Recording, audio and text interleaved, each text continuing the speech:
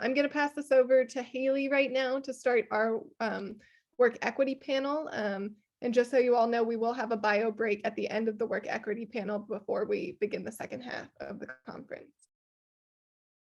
Haley, go ahead. Thank you, Samara. Hi, everyone. My name is Haley. I'm a senior at Texas A&M University and also one of the student leaders that helped organize this conference. I hope you all enjoyed the keynote presentation and want to thank again everyone so much for attending. For this next session, we're going to begin our Work Equity Advocates panel. This panel will feature 4 advocates who are working on issues such as union advocacy, gender and racial equity, parental rights, and mental health awareness. The panel will begin with short introductions of each panelist done by me, and then approximately 10 minutes for each of them to speak on their work and action items for students interested in the same areas. After that, we'll have a 20-minute Q&A session for people to ask questions to our panelists. We had an order. I might go ahead and just start with our second panelist first. So I would like to introduce all of you to Vasu Reddy. She is the Senior Policy Counsel for Economic Justice at the National Partnership for Women and Families, where she serves as a legal and policy expert on policies that improve the lives of workers and their families. She helps policymakers and advocates across the country craft and enact strong, inclusive policies on paid sick days, paid family and medical leave, and other policies that empower workers and family caregivers. Prior to the National Partnership, she focused on domestic violence, reproductive rights, and ending the school to prison pipeline. She received her JD from Georgetown University Law Center and her bachelor's from Harvard College in government. She is a native Texan, currently residing in Washington, D.C., and enjoys cooking, watching scary movies, and spending time with her husband and young son. So Ms. Reddy, if you would like to go ahead and take it away. Thank you so much, and thank you all for having me. My name is Vasu Reddy. I use she, her pronouns, and I'm Senior Policy Counsel at the National Partnership for Women and Families. I'll just, as Haley said, I'm a native Texan as well, so just extra excited to be speaking with everyone here. And I am going to share my screen. Haley, do I have that permission? Oh, yes, the option should be on for you. Awesome. Yes. And oops. Okay. Okay, great. Yeah, so I'm going to be talking about a couple of policies that we work on, namely paid family and medical leave and paid sick days. But first, just a little background. The National Partnership for Women and Families is a nonprofit, nonpartisan advocacy group that works to improve the lives of women and families through policy advocacy to improve economic security and health. We have been working for over 50 years for economic, health, and workplace policies, and particularly focus on 2 core program areas, economic justice and health justice including reproductive health and rights.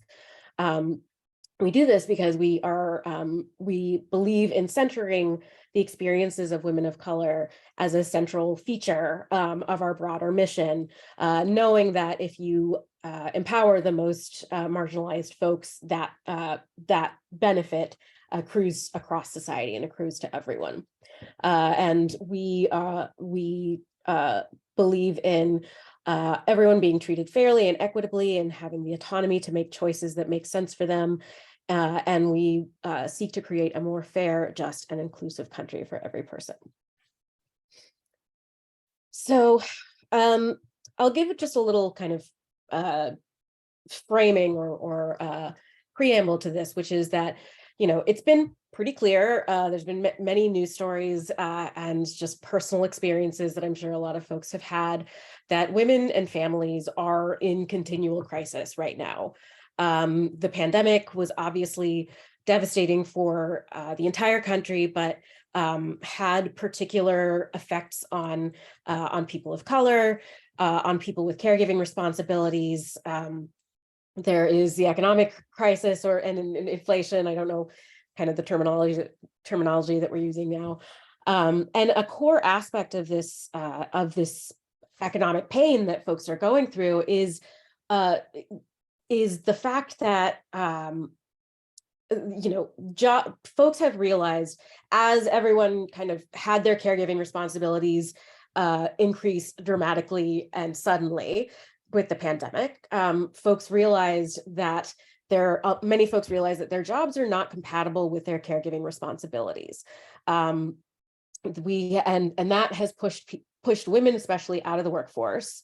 And women have now recovered the jobs that we lost during the pandemic overall, but certain critical industries like childcare and other areas that support caregivers and are disproportionately held by women have not recovered. The pandemic has had devastating effects on people's mental and physical health, and women's mental and physical health in particular.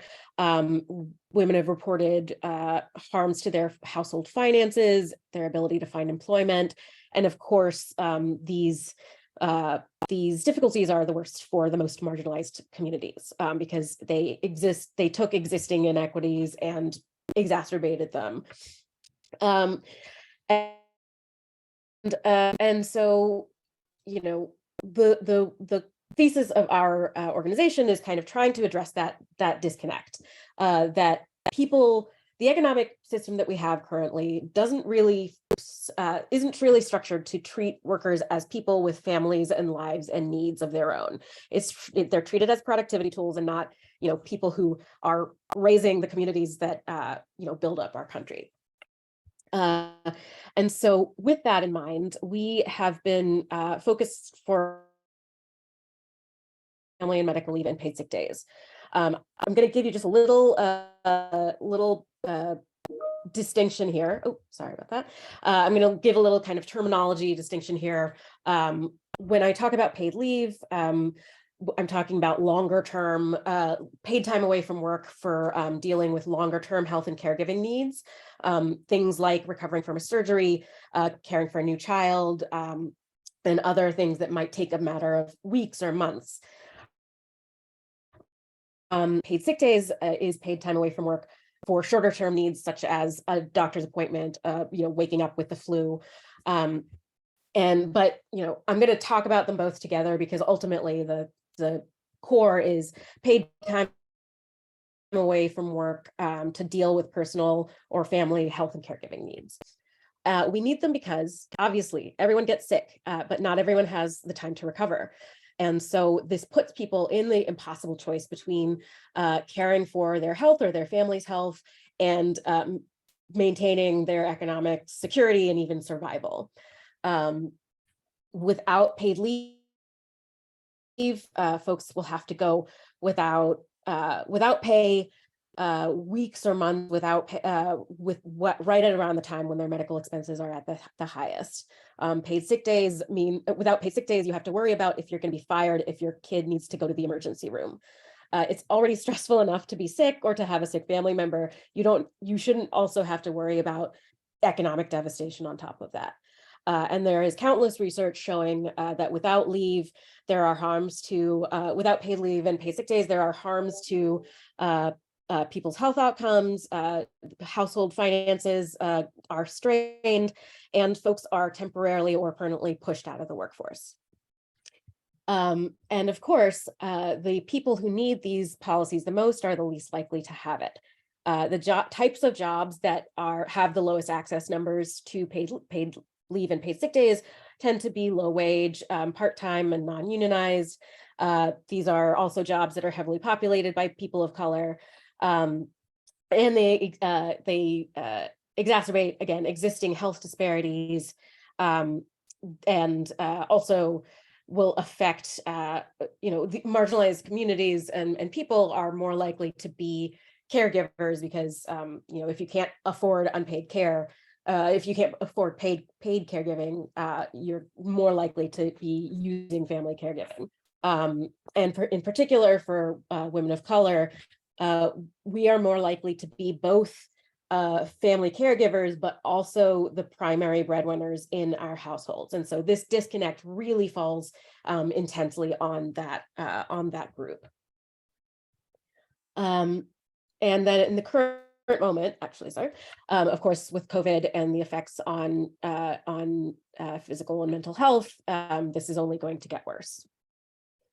There are currently 12 states, including DC. It's 11 states plus DC, but I live in DC and I think we should be a state. And then have paid family and medical leave, and paid sick days are in place in several states, cities, and counties, 38 in total.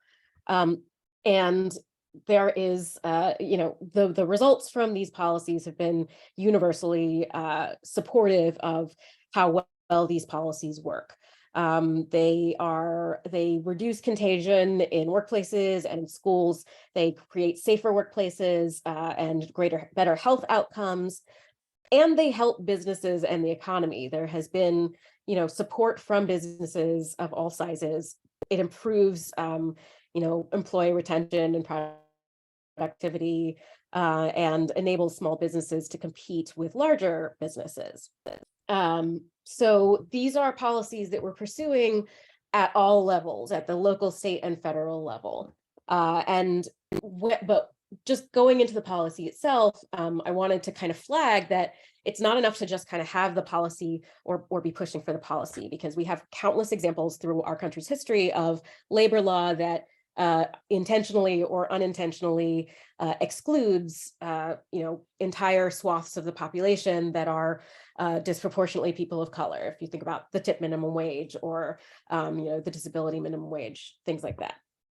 And so when you are working on and thinking about paid leave policies and paid sick days policies, you really need to make sure that eligibility is universal, that all kinds of workers, especially part-time workers, all low-wage workers, temporary workers are eligible. And the workplace is only going to continue shifting as technology is advancing. And so you really need to be thinking about how you can cover, the Uber driver. It's also really important to think about what are the purposes that you can say that you need leave for. Folks are most familiar with the idea of parental leave, caring for a new child, and that is a critical part of paid leave, but it is not the most, it is only a fraction of the types of leave that people need. Especially, so the ideal policy includes leave to deal with your own health as well as your family members' health, and not just limiting it to parental leave. And again, that has really serious equity implications, because especially for folks with disabilities, folks with family caregiving responsibilities are in immigrant communities, LGBTQ communities. And then when you're talking about family members, who are you talking about? The FMLA, which is kind of the precursor to a lot of these paid leave laws, even though it's unpaid, covers only leave to care for a child, parent, or spouse.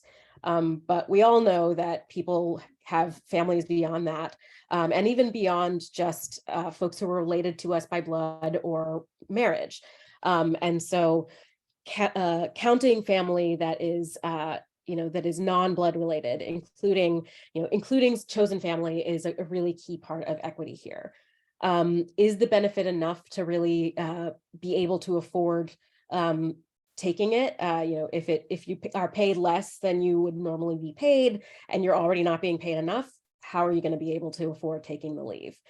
And then, of course, workers have to feel like they are protected from being retaliated against, from being fired or discriminated against because they take leave.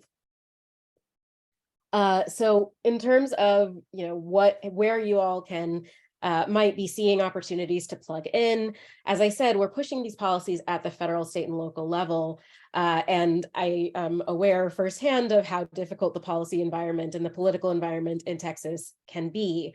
But there are still worker justice initiatives popping up around the country that can be part of that can incorporate this paid leave and paid sick days issue and the need to support working family caregivers.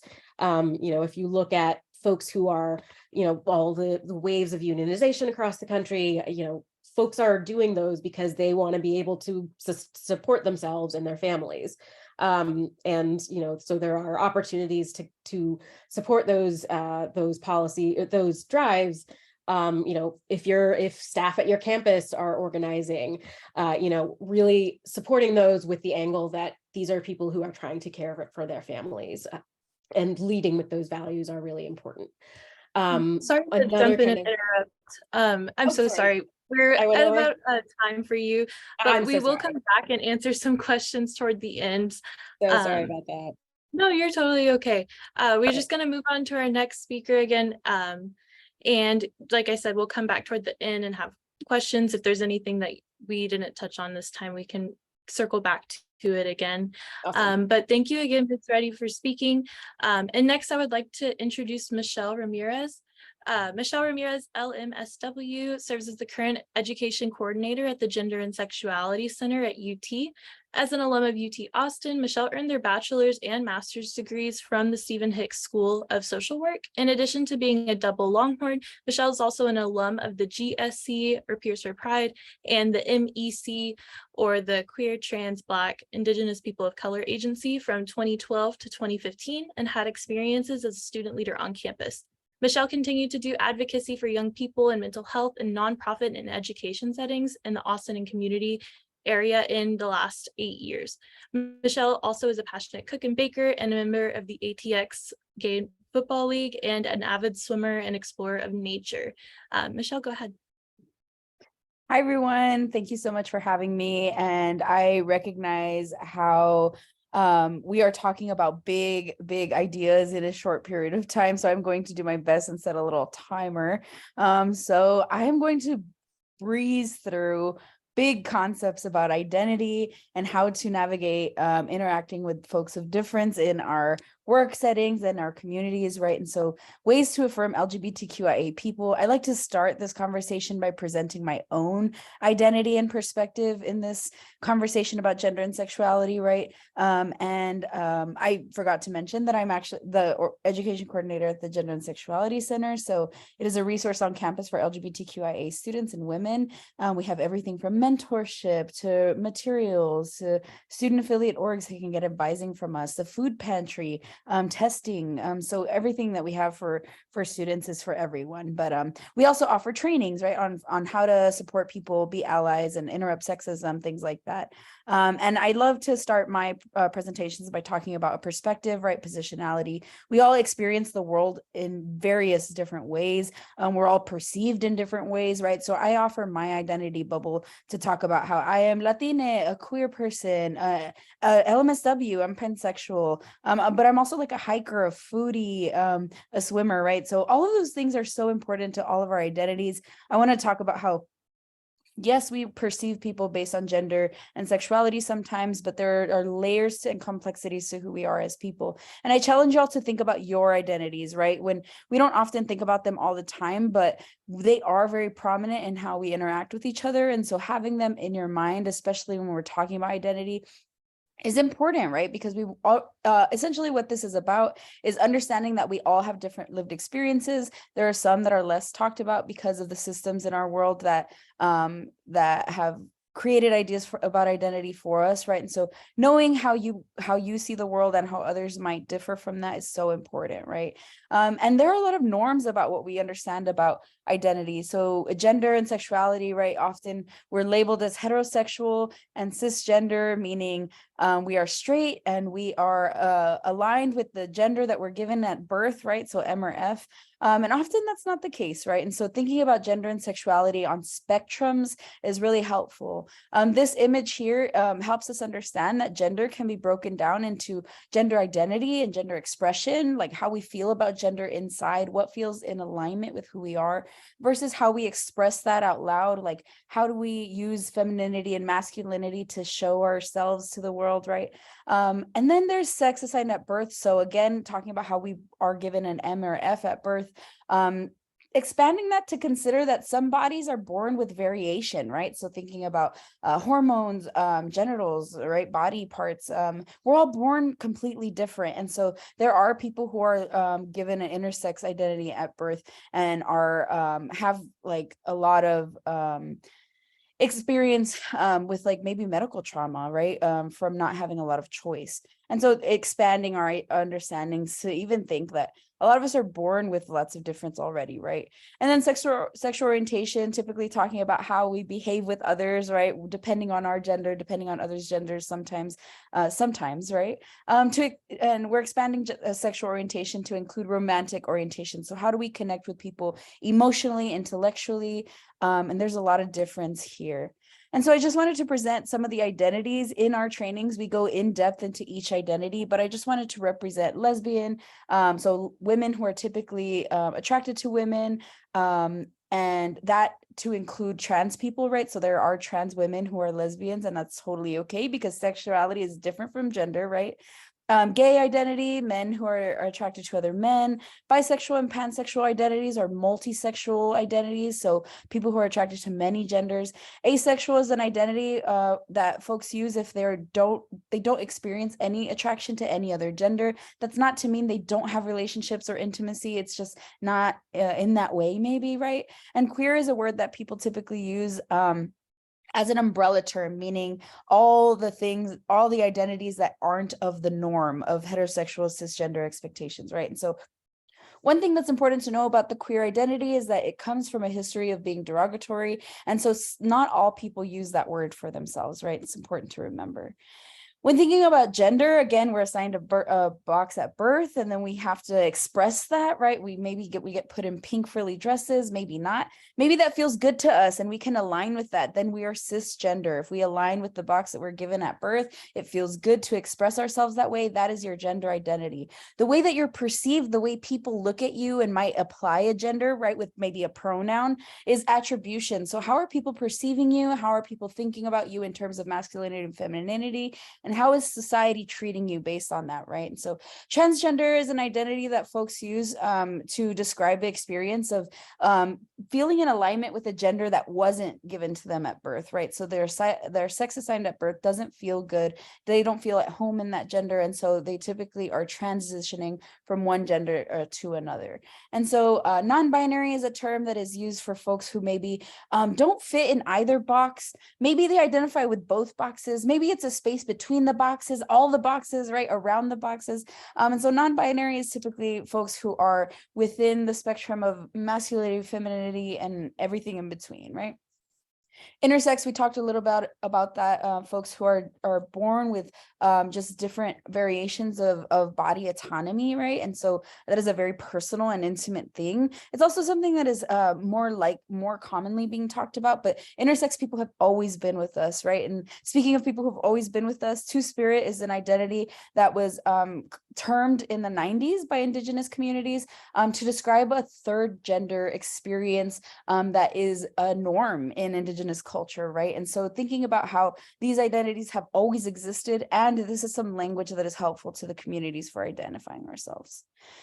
I bring this up because a lot of us sometimes, maybe some of us have done an identity wheel where we're asked to think about all of the different perspectives of ourselves, right? And so if you're not thinking about gender and sexuality a lot, like some people might, right? So you're assigned a box and maybe you feel good about it. You never really question it.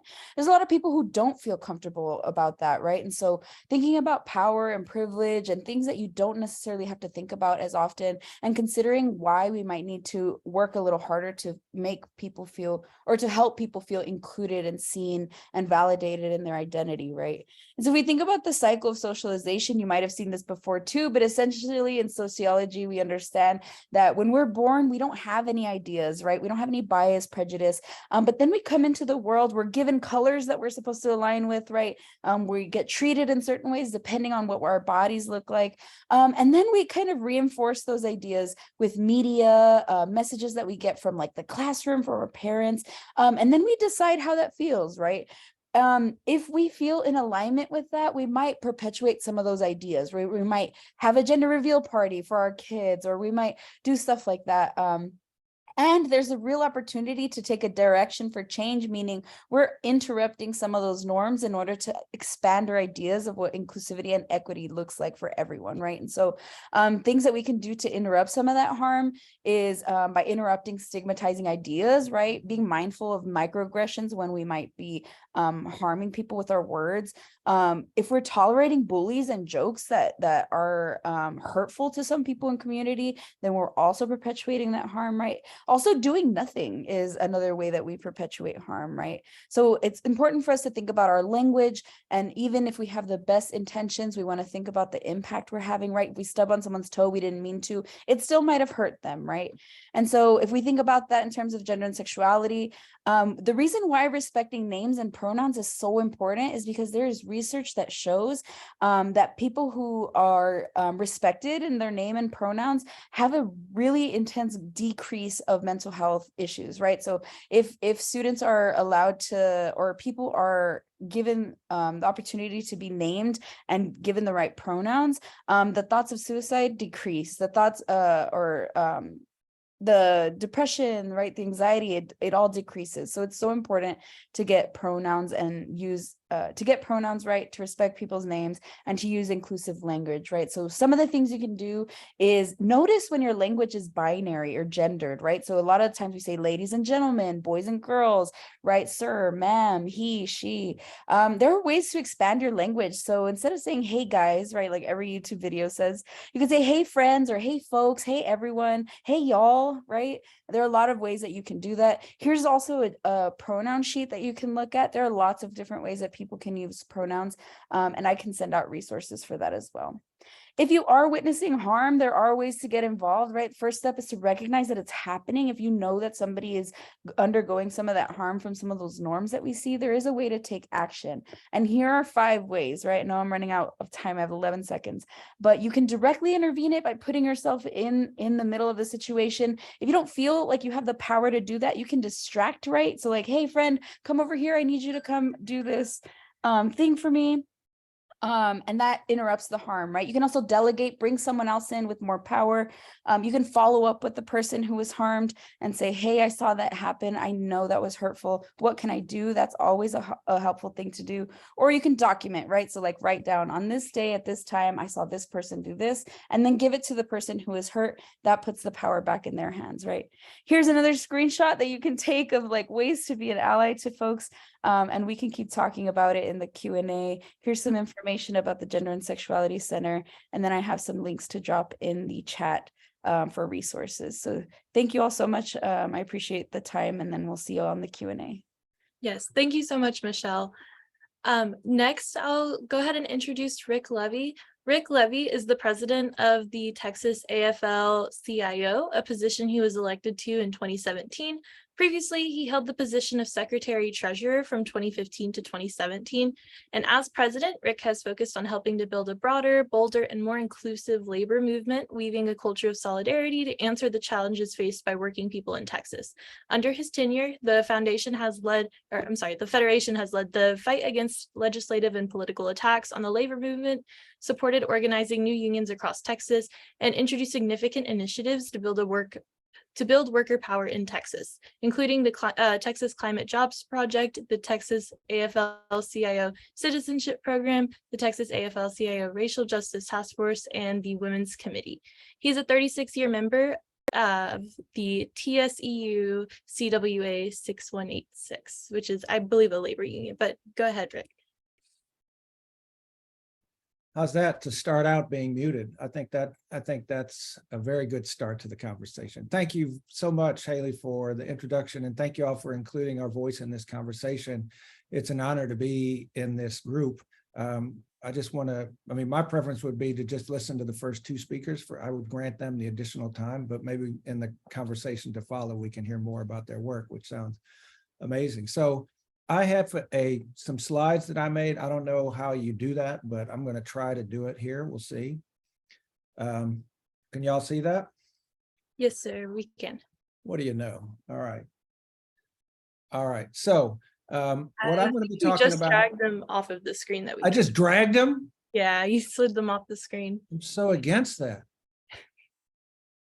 All right, now are we good? Now they're back. Okay, good. All right. Well, I'm the president of the Texas AFL-CIO. And so the first thing we're going to talk about is what even is a union? What even is the AFL-CIO? Do folks kind of know what that is, or it would be good to kind of start a little bit with what's happening?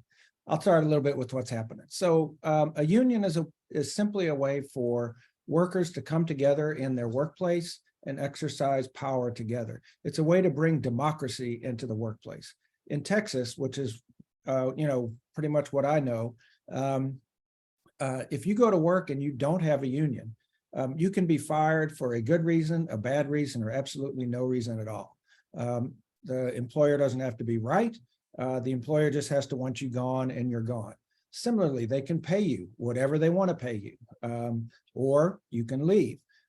So it's not a democracy. You're right. You don't have free speech on the job when you go to work in a non-union workplace, and you simply work at the will of your employer. Now, you can't be fired or discriminated against on the basis of something that's illegal, like race or sex or age or national origin. But for the vast majority of workers, they have no protection at all when they go to work in Texas. What a union does is give you a voice at work.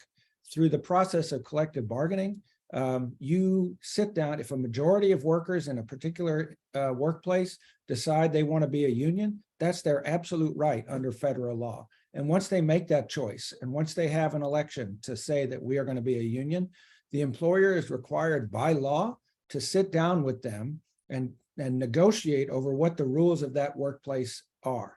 And typically what that means is things like you can only be fired if they have a good reason to fire you, and they have to be able to prove that reason.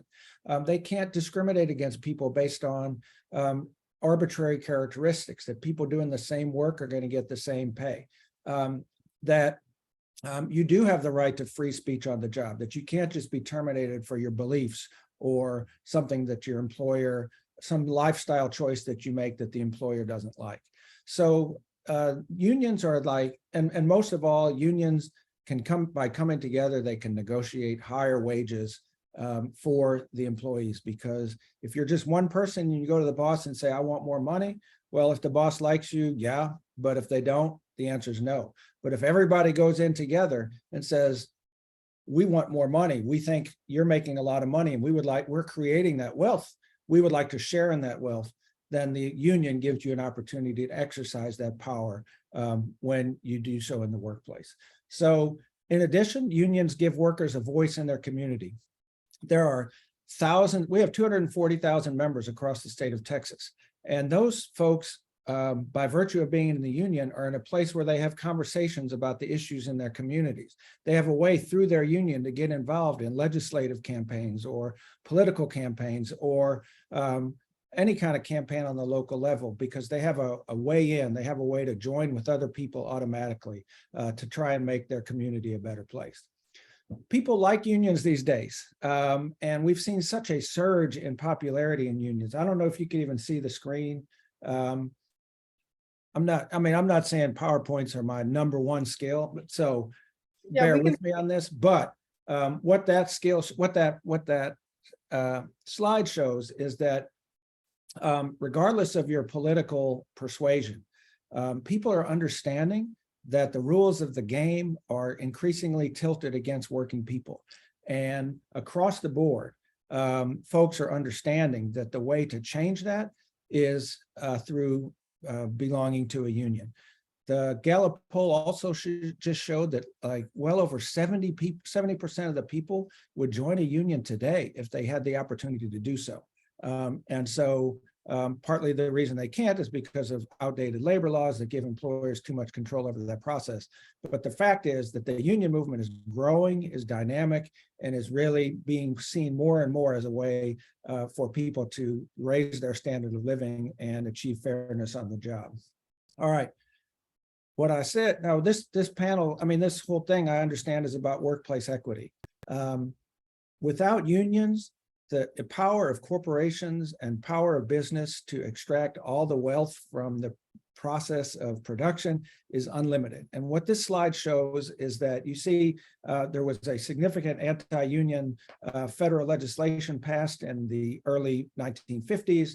And you see that as a result of that, as union membership goes down, which is that blue line, the share of income held by the top 10% goes up. As unions are weaker, more and more inequality, and I think people are seeing that today and reacting to that as well. Also, with respect to equality at work, there is a demonstrable difference between union workplaces and non-union workplaces in terms of the pay gap between women and men. You see from this slide that across the board, regardless of demographics, that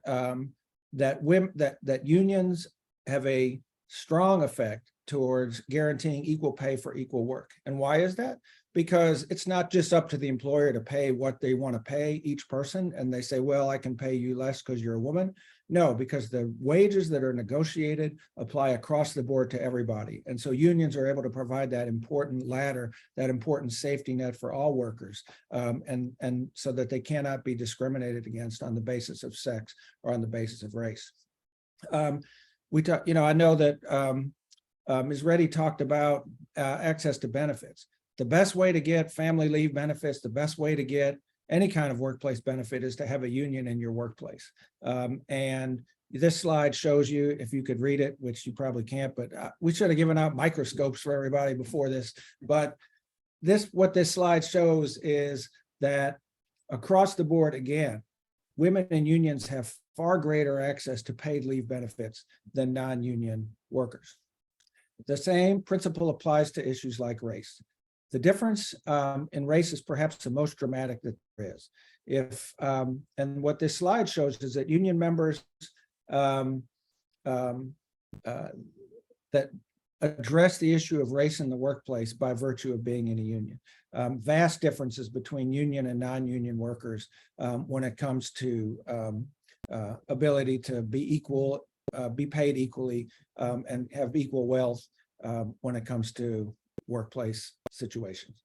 So the other thing that I want to just point out about the way that unions operate today is that I think that most of you, at least most people these days, when you picture, picture the union member in your mind, I think a lot of people, what they come to think of now is, daddy going to work in the factory, older white man, and that's kind of people's image that's left over from the past of what a union is. But the reality is that the greatest number of union members and the greatest growth in the union movement is among women and people of color. And that we see vast changes happening in terms of who a union member even is, who has access to union members. Who would have thought that 2 years ago, if you would have said that the cutting edge of the union movement would be people working at Starbucks, or people working at Amazon, or people working in at Apple warehouses or Apple stores. But what we've seen now is that with all of the rampant inequality and people understanding that the rules of the game are rigged against them, people are understanding that unions have a deep relevance in their lives, not just for factories that create manufacturing, but we've seen vast growth in nonprofit organizations, in retail organizations, in state and local organizations, in virtually every sector of the society. Graduate students, TAs are organizing all over the country. We've seen a great uptick in organizing in the renewable energy field as more and more people understand that that the key to their future lies with standing with the person next to them, that they can actually have an impact. Because here's the thing, I used to, before I became involved in the labor movement back in the 90s, I was a lawyer. That's how I was trained. And I used to do discrimination cases. I lived out in Tyler in East Texas, and Lord knows there was plenty to do. And that was great work. It was amazing work. But what I came to understand is that, like, the laws are weaker than they used to be. The judges are weaker than they used to be. Our ability to change the circumstances under which we work is the key here.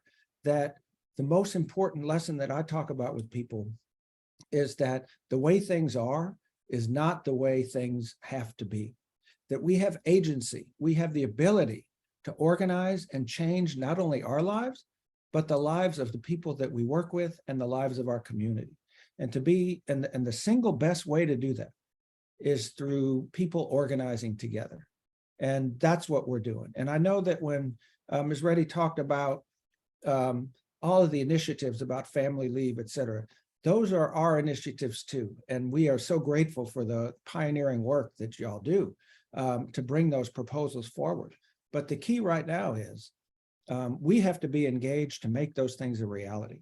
And it's not, I'm just being frank, it's not going to happen at the state level, but it's happening across the state. It's happening in Waco, it's happening in San Marcos, it's happening in Houston, it's happening in Austin, it's happening in all over the state.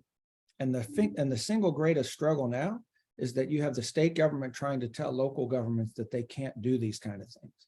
And so what you are going to see is the union movement fighting across this state to make sure that local anti-discrimination provisions are respected, that local efforts to require rest breaks and job safety are respected, that local ordinances that prohibit discrimination based on gender identity are respected.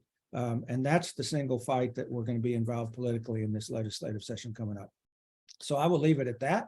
I will say, well, that's gone. I'm going to stop sharing because it was a mess. But what I'm saying is that the labor movement to me is the single greatest opportunity that we all have to really make a difference in our world. It's a movement that everybody can join and would love to participate in the conversation moving forward. Thank you so much, Mr. Levy. Lastly, I would like to go ahead and introduce Savannah Brown.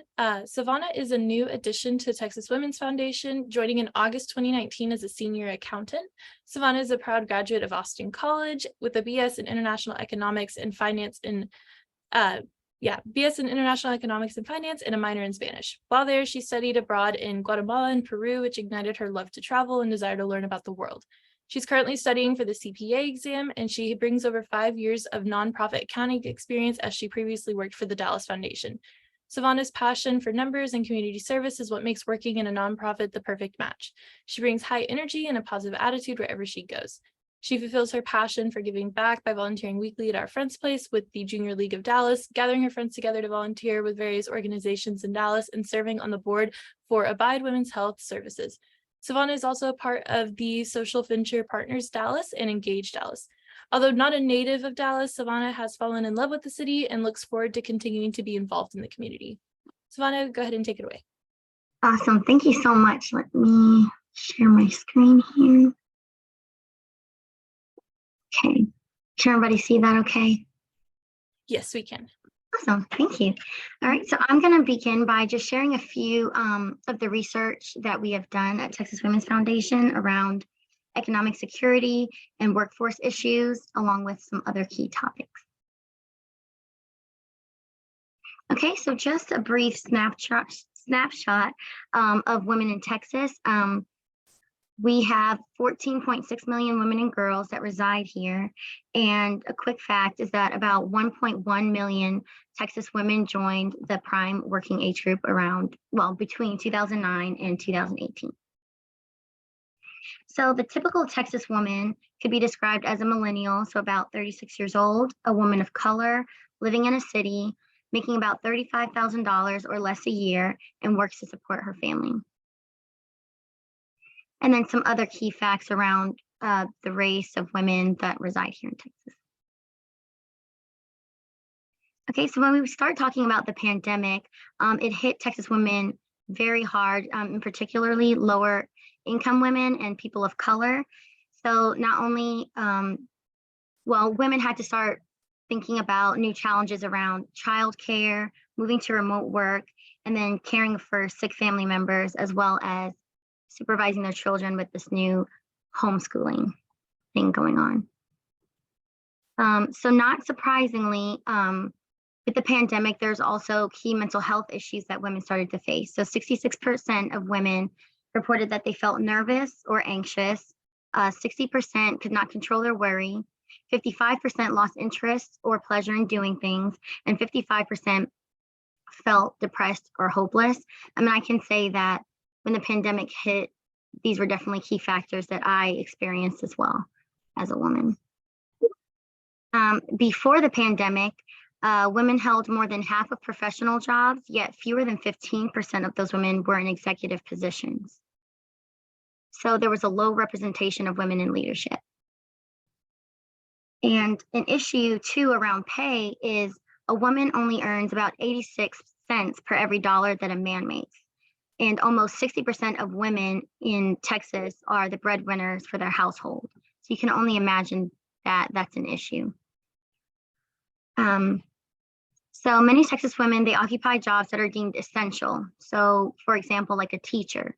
However, those are contributing factors to ongoing poverty because teachers are expected to give more, but they're given less pay. So about 15% of Texas women and girls in 2021 experienced this issue compared to 12% for men and boys. So during COVID, it also showed the increase in pressure for working moms and low wage working women as well. 1 in 4 women who became unemployed during the pandemic reported that job loss wages were due to a lack of childcare, which is 2 times the rate of men surveyed. So in general, women face a numerous amount of barriers to advancement and sustainability in the workforce. So they experience burnout, mental health challenges, lack of work support, and issues related to their role as a primary parent and elder caregivers. So another few topics I want to touch on briefly are housing, healthcare, childcare, and education, and how that affects women in Texas. So beginning with housing, a lot of homeowners and renters, they spend more than 30% of their income on rent or mortgage payments. And this can lead to over 3 million households that are contributed to what's called the housing cost burden. So 1 in 5 Black women and 1 in 12 Latinas report having been evicted at least once as adults, compared to 1 in 15 white women. And women with children in particular are most likely to receive eviction judgments or court ordered to leave a property. So you can imagine that evictions, they lead to homelessness, which can affect their job attendance and job productivity. And another issue is that eviction judgments are put on your background check. So if you're trying to seek a new job and that's on your background check, then it's harder for you to obtain that job, which in turn affects your ability to provide housing for yourself and your family. So now healthcare. With a lack of access to affordable healthcare, that affects a woman's overall wellness, her ability to care for her family, and overall financial security. So 1 in 5 working age women, Texas women, lack healthcare, making Texas last among the states in this indicator. It's very surprising and disappointing. The lack of insurance equates to more than 2.5 million women in our state who are at high risk to fall victim to crippling medical debt, preventable chronic health issues, maternal mortality, and shortened lifespans due to the inadequate access to healthcare.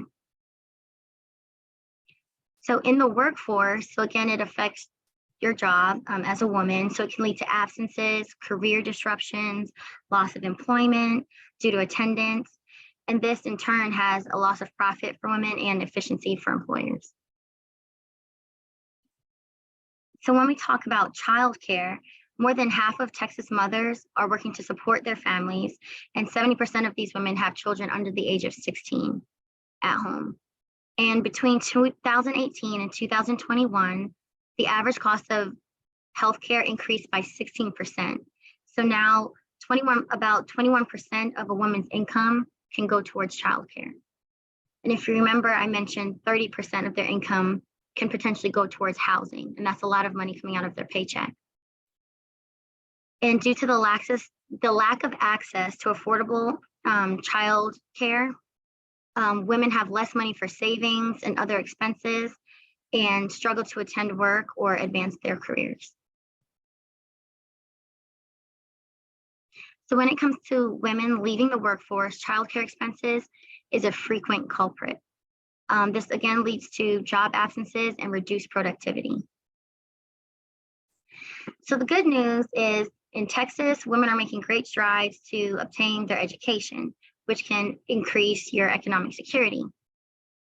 In fact, in 2021, 1.5 times as many Texas women as men were completing public college, with Latinas and Black women starring as the main contributors to women's progress in this area. However, with education comes the debt. And so they also carry 13% higher college debt to income ratio than Texas men. So this affects their ability to invest in a savings, pay down other debt, and overall financial education for themselves or their children. So at Texas Women's, if you want to help us help other people, you can join our Army of Advocates, share information across your networks, join our 19 Society, and I can drop the links in the chat. Follow us on social media and also vote. Thank you. Thank you so much, Savannah. So let me get back. How do I stop sharing? You should see an option at the bottom of your screen to, it should just say stop sharing. Yep, you got it. Great. Okay. Thank you again to all of our all of our panelists once again. I will go ahead and take us into our Q&A session. So if you have any questions for any of the speakers or one to them directly, you can either use the raise hand function and we can go one by one in order, or you can send them in the chat and I can read them out loud, whichever you would prefer. If anybody, I saw a few different questions are already getting posted in the chat, and I think Ms. Reddy already answered one, but there was one specifically to Mr. Levy. Do you have an email you'd be willing to share? Oh, I'm sorry. I just saw that you already posted the answer to that one. Is there any other questions? I'm that so anyone on else- it, Haley. I mean, Yes, you've already I'm got it. right there. Mhm.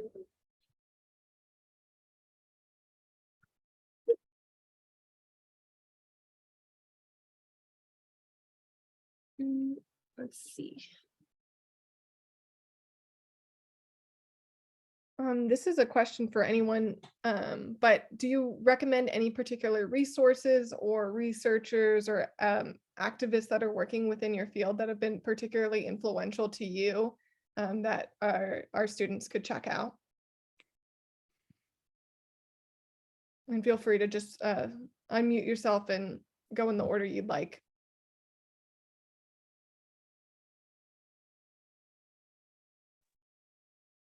I dropped a ton of resources in the chat if you didn't catch those. If anything, I would say to check out the resources list. If anything, we have like hundreds of links that take you to anything you might need to support LGBTQIA people, gender diverse people, maybe for yourself, for others, but just having that list is really helpful if somebody comes up to you with a question, then you have something to directly refer to. Hopefully that answers your question, but I think were you asking about people or resources? Yeah, maybe just one that's more particularly influential to you that you recommend, but that's also very helpful.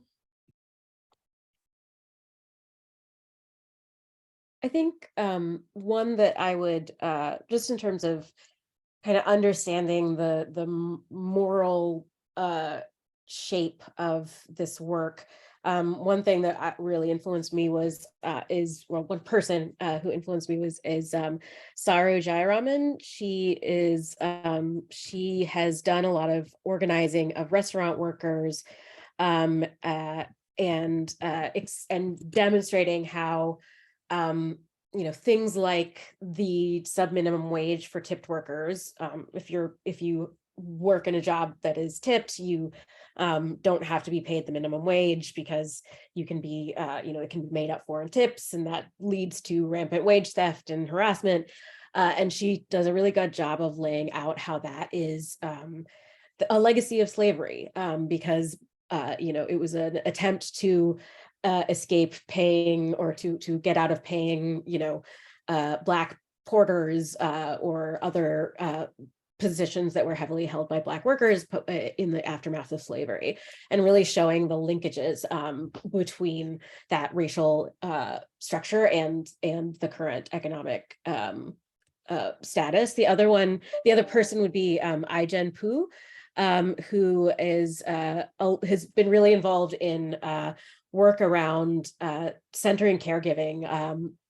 She led the National Domestic Workers Association, and really has done a lot of talking about why caregiving is infrastructure, basically, why caregiving is the work that makes all work possible, and yet our professional caregiving workforce is horribly underpaid and mistreated, and our unpaid family caregivers have no supports and are in fact penalized for for doing the responsible thing and taking care of their families. So those would be two just folks I would recommend. Those are great. Thank you. I'll just add one thing if I could. I agree with the Ai-jen Poo, it's amazing, but there's a book that I read called Blue Texas, which is kind of going back through the history of kind of labor movement and civil rights and the history of how when they come together, they're the strongest. And there's a lot of really important labor struggles in Texas that people don't know about that were kind of cool to read about. But I think what I would answer to your question is, there's so many like titans of people that you could read their story and be really inspired by. And I have been inspired by many, but I think the most inspired I've ever been is when I got up, and we have a convention every year, and look out over the literally hundreds of people in the audience. And every one of those people is somebody that basically works for a living every day, either in a factory or giving care or teaching or putting out fires. And all of these people were like in a room because they were committing to make their world a better place. And it's like, I mean, these were like salt of the earth, the people that, and I was just so inspired by the capacity of working people, ordinary working people, to come together to make change in their life. And I think that kind of moment to me is really what motivates me moving forward.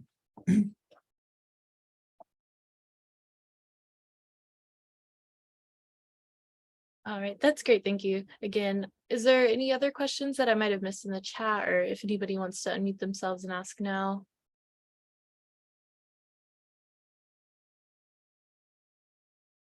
If you're not keeping an eye on in the chat, I know a lot of our panelists are sharing a bunch of great resources in there. If you want to jot some of those down or ask any further questions about those.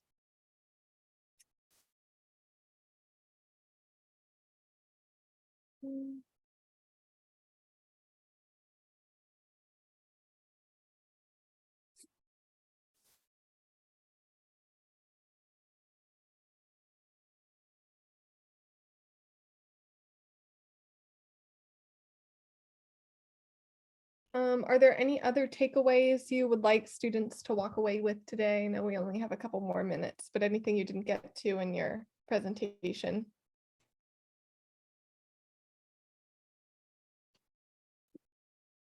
I was just going to say, at the end, I was going to kind of preview that this is a popular policy across partisan lines, and but it's been mainly Democrats who are offering like real solutions.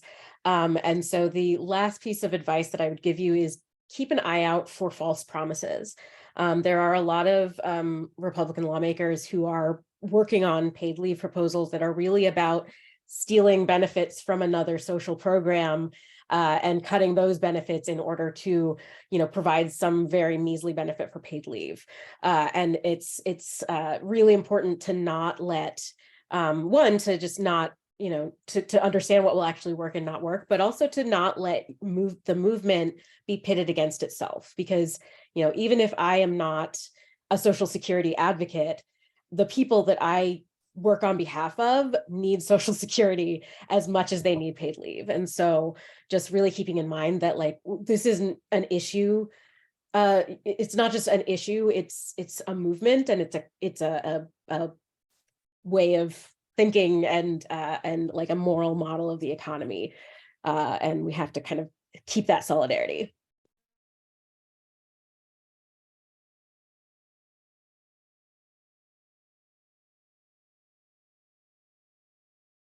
Did anyone else want to answer Samara's question about like main takeaways for students they didn't get to touch on today? I know we're about to enter in a break, but we could also keep up the chat or keep up the conversation in the chat.